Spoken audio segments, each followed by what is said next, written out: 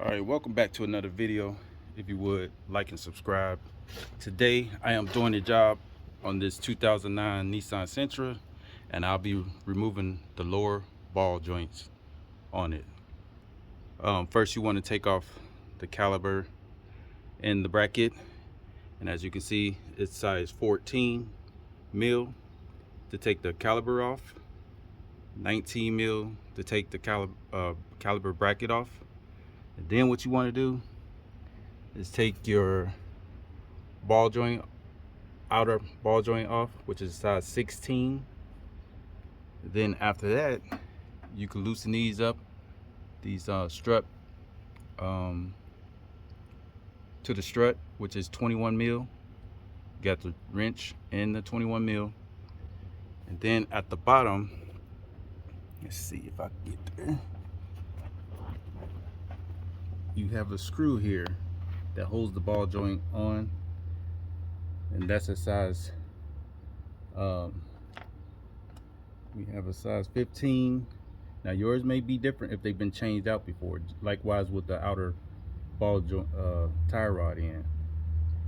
And on the other side of it, as I have it here, let me show y'all.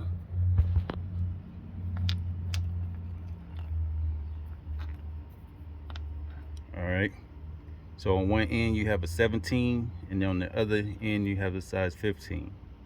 So we're gonna go to the other side of the vehicle where it's already done. The next thing you want to do is get you a fork like this. This helps remove ball joints, and they also make another tool to remove ball joints. But I like this because you can hit it hard as you want, and plus it doesn't matter if you damage the boot or anything because you're taking it off.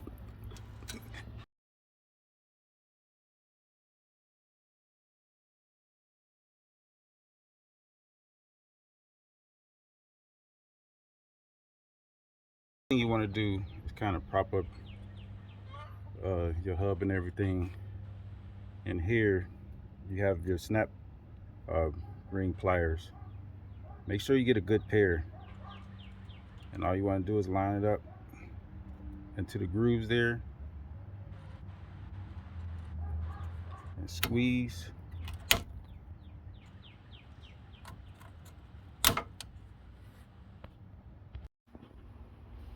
All right, after getting everything out the way, this is how you set up your ball joint tool. And make sure you have jack stands and a jack holding the car up. And I had to jack it up high as I can get it to this point. You have your adapter here, you have an adapter here, and you have a sleeve here. And all you have to do is keep turning down below, and as you can see, it's pushing it down. If you look right in here, it's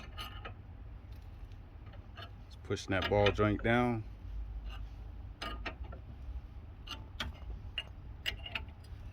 That's pretty much it. It should be all right. When reinstalling your ball joint, make sure you get this rubber piece around here through before you start pressing on it, because you don't want to rip this boot. All right, so this is how you should have it set up.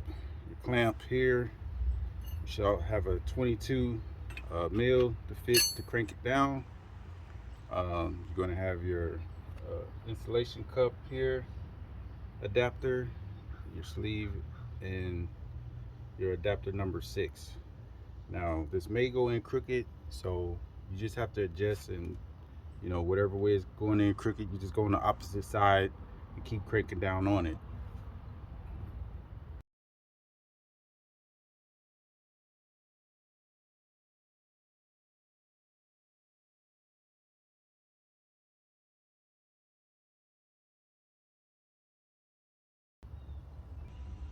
So this is how it should look. Now all you have to do is put your snap ring in there. I'm gonna show y'all how to do that as well. As you can see, it's flush. It's flush down below. That's how you want it. All right, so this is the pair of snap ring pliers I use. You just insert it like so, and you squeeze it. I'm not going to take it back off, but you can see what it does. But make sure when you put it on that it's all the way around this rubber boot here, garment, whatever you want to call it. That protects the grease from coming out. So make sure that snap ring is all the way around where it's supposed to be, or you'll be in trouble. But if this was helpful, make sure you like and subscribe. Thanks for watching this video.